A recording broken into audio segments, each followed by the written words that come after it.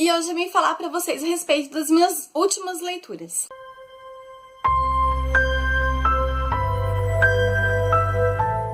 Desde o último vídeo que eu fiz no canal, aquele antes das férias do canal, eu não fiz nenhum outro vídeo pra vocês falando sobre as minhas últimas leituras e nem dando dicas de livros, então resolvi juntar tudo nesse vídeo.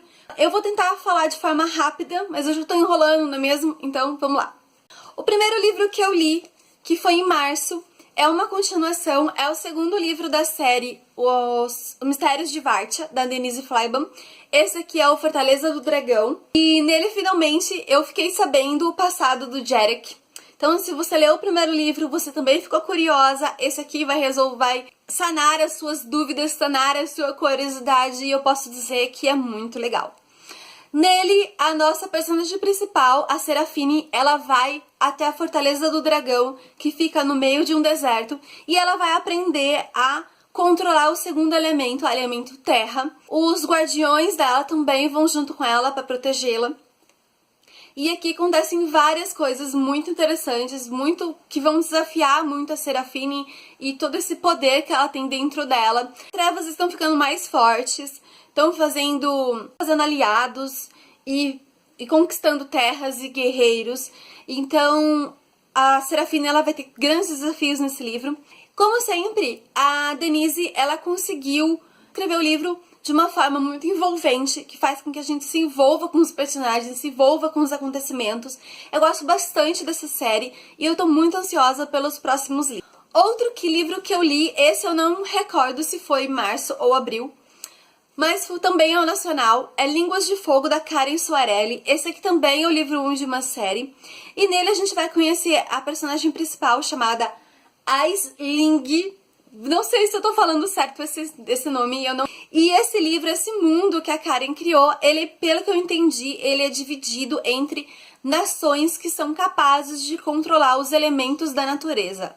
Então, a nossa personagem principal, ela é nascida na Nação do Fogo, uma das nações mais fortes, conforme foi descrito aqui no livro, que está em guerra com a Nação do Vento, ou a Nação do Ar, há muito tempo.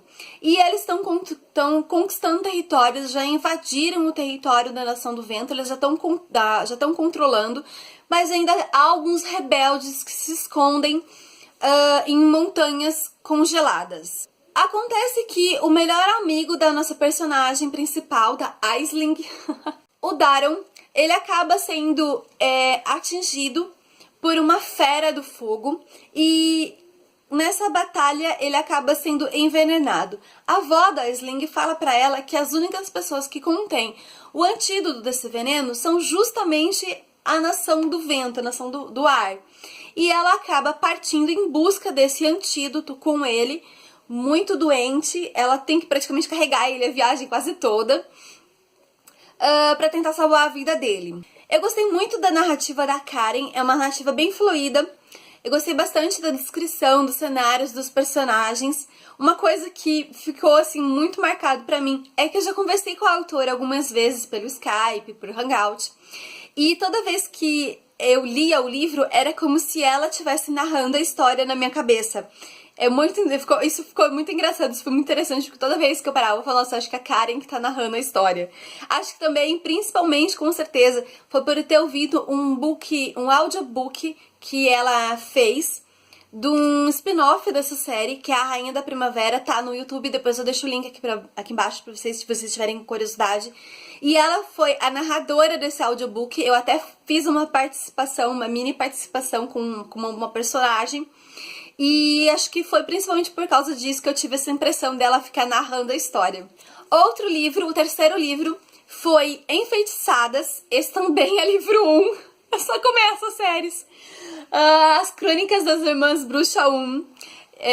Eu gostei muito desse livro, eu me encantei com essa história. Eu fiquei, assim, muito ansiosa para ler a continuação assim que eu terminei. Aqui nós vamos conhecer 3 irmãs bruxas, uma de 17 anos, que é onde a história tem o foco, uma de 15 e uma de 11, 12, se eu não me engano. A irmã mais velha, ela acaba, depois da morte da mãe, ela acaba sendo responsável pela criação das irmãs. O pai, ele é muito ausente Então a irmã mais velha, ela tenta de todas as formas controlar as irmãs e ela própria para que ninguém saiba que elas são bruxas. Elas vivem em uma época onde as bruxas são caçadas e levadas para hospícios, são mortas, são queimadas, tudo isso pela igreja. E ela tenta fazer com que ninguém descubra que elas são bruxas. Existe também uma profecia que existirão 3 irmãs nascidas bruxas e que uma dessas 3 vai ser a mais forte e uma dessas 3 também irá morrer. Acontecem muitas coisas aqui no livro. Quando a Kate, que é a irmã mais velha, ela acaba ficando dividida entre casar, porque ela tá na idade de casar, entre entrar para a Irmandade, que seria uma espécie de convento, né, para freiras, mas não é exatamente freiras, esse nome freira não é dito como Irmandade. E ficar solteirona pro resto da vida, a sociedade não aceita, então ela tem que decidir, chega esse momento onde ela tem que decidir, ela não quer deixar as irmãs, principalmente porque a mais nova, ela faz magia assim, a reveria, e ela não quer que as irmãs tenham um destino cruel. O último livro que eu li foi O Aprendiz de Assassino, também é livro 1. Pois é, né? Enfim, aqui nós vamos conhecer o Fritz. Fritz, ele é filho de um príncipe herdeiro e é por isso que ele tem esse nome. Aqui na história, Fritz significa bastardo. Ele vive em um mundo onde os mais ricos, os príncipes, os duques, as duquesas, os condes, enfim, eles têm seu nome dado ainda quando nascem de acordo com sua principal personalidade, característica da sua personalidade. É conseguido ver isso neles ainda quando bebê. Por exemplo, o pai do Fritz, ele se chama Cavalaria. A esposa se chama Paciência. O irmão, Veracidade, o outro irmão, Majestoso, e o rei se chama Sagaz. O nome das pessoas comuns é dado normalmente, como qualquer pessoa escolhe o nome dos filhos, mas o das pessoas mais ricas aqui é dado dessa forma. Uma coisa que eu achei bastante interessante nesse livro é que existe também um dom psíquico entre algumas pessoas, só é ensinado, parece que assim, todas as pessoas conseguem desenvolver em níveis diferentes esse dom, algumas mais fortes, outras mais fracos, outras realmente não têm muito assim. Mas só é ensinado isso para as pessoas mais ricas, no caso os príncipes, né, e seus filhos, que serão duques, enfim. E esse dom, ele é capaz de fazer com que a pessoa que tem faça com que as outras pessoas vejam ilusões. E tem mais um monte de coisa que é capaz de fazer nesse livro. Só que isso vai acontecer lá pro final do livro. Você fica sabendo isso desde o início do livro. Vamos deixar isso bem claro. Só que você só vai vivenciar isso na história lá pro final do livro. E é onde acaba tornando o livro um pouco cansativo, a leitura um pouco cansativo. Porque as coisas mais interessantes na história, pelo menos pra mim, e pelo que eu li em outras resenhas, para outras pessoas também, que são essas partes mais puxadas pra fantasia, acontece mais lá pro final. Todo o início do livro é narrado do Fritz, uma criança que não fala muito, com o seu cachorrinho. Ele acaba sendo criado pelo cara de confiança do Cavalaria, do príncipe Cavalaria, porque o Cavalaria, ele não reconhece o Fritz como filho. Ele acaba sendo bastardo mesmo e criado ali no meio dos estábulos, no meio dos cachorros. Todo o início do livro é narrado com esse jovem se acostumando com os príncipes, a rotina dos cavalos, a rotina do Bronco, que é o cara que cria ele. Depois ele acaba virando aprendiz de assassino, né? Não vou falar nada disso para não dar spoiler, mas também há uma parte curiosa do livro, é uma parte interessante do livro também. Tem alguns momentos bem instigantes na história nesse sentido, mas toda a ação ela vai acontecer só no final, e é o que acaba deixando a história a narrativa um pouco arrastada.